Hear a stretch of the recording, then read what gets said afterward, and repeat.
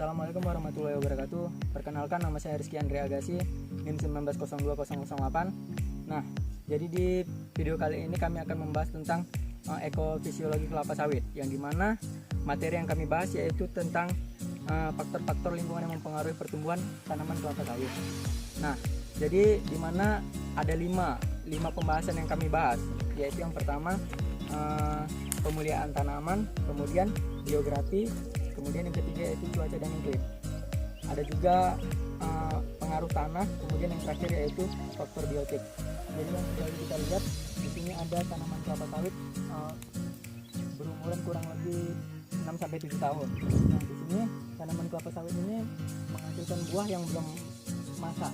Buah yang belum masak itu berwarna hitam. Buah yang sudah masak akan berwarna merah atau kuning-kuningan. Kemudian ada pula beberapa jenis tanaman kelapa sawit, yaitu yang pertama Pisipera dan Dura yang menghasilkan tenera. Kemudian ada juga beberapa jenis tanaman kelapa sawit yang sudah dihasilkan, yaitu ada Dura, ada tenera, PPKS dan lain-lain.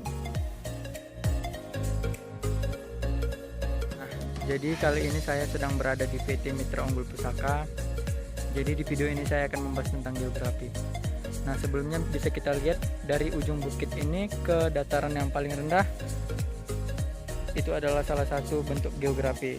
Nah, jadi para petani harus menyikapi, karena dari ujung bukit ini hingga dataran yang paling rendah, jika kemiringannya sudah melebihi standar, kita itu harus membuat seperti tapak kuda, kemudian terasan.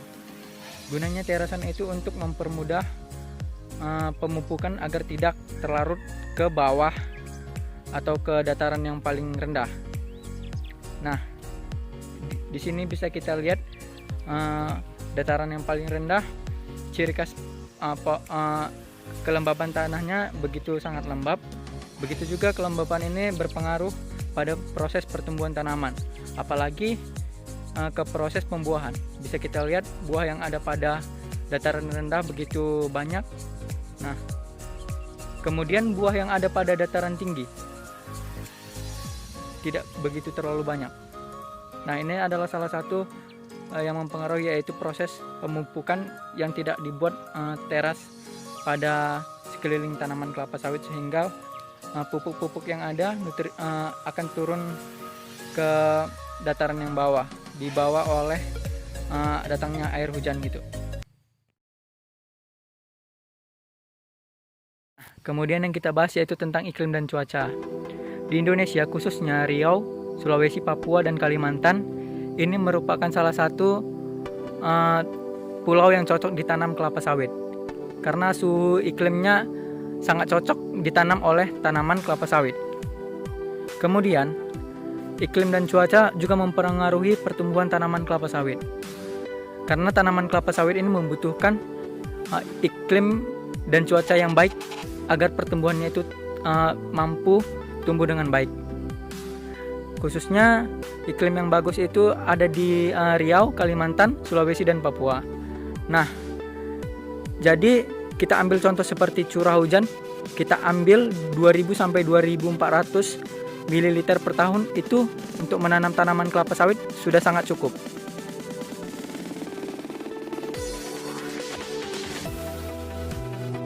Nah, kemudian yang kita bahas yaitu tentang intensitas cahaya. Tanaman kelapa sawit ini sangat-sangat membutuhkan cahaya matahari untuk proses fotosintesis atau proses pemasakan makanan yang ada pada tanaman kelapa sawit ini. Jadi proses fotosintesisnya itu melalui cahaya matahari, kemudian daun-daun ini akan melakukan proses fotosintesis atau pemasakan makanan pada tanaman kelapa sawit. Nah, jadi penyinaran cahaya yang ada di Indonesia yaitu sekitar 11-12 jam. Walaupun asal tanaman kelapa sawit ini berada di Afrika, kita tidak menyangka bahwa di Indonesia merupakan tanaman kelapa sawit dapat tumbuh dengan baik, karena penyinaran yang ada pada di Indonesia, yaitu sangat cukup untuk menanam kelapa sawit ini. 11-12 jam itu relatif untuk menanam tanaman kelapa sawit atau berbagai macam tanaman lainnya. Nah, kemudian saya akan membahas tentang tanah. Di Riau dapat ditemukan ada 2 jenis tanah, yaitu tanah gambut dan tanah mineral. Jadi di sini saya sedang berada pada tanah mineral. Nah, ini merupakan salah satu contoh tanah mineral. Tanah mineral ini sangat bagus untuk menanam tanaman, apalagi tanaman kelapa sawit, karena memiliki unsur-unsur hara yang lengkap, apalagi dibantu oleh nutrisi-nutrisi yang bagus, seperti pemupukan yang rajin. Ini akan membantu proses pertumbuhan atau proses pembuahan pada tanaman kelapa sawit. Nah, kemudian tanah gambut. Tanah gambut merupakan bahan-bahan organik dari tumbuh-tumbuhan, kemudian dia akan menjadi tanah.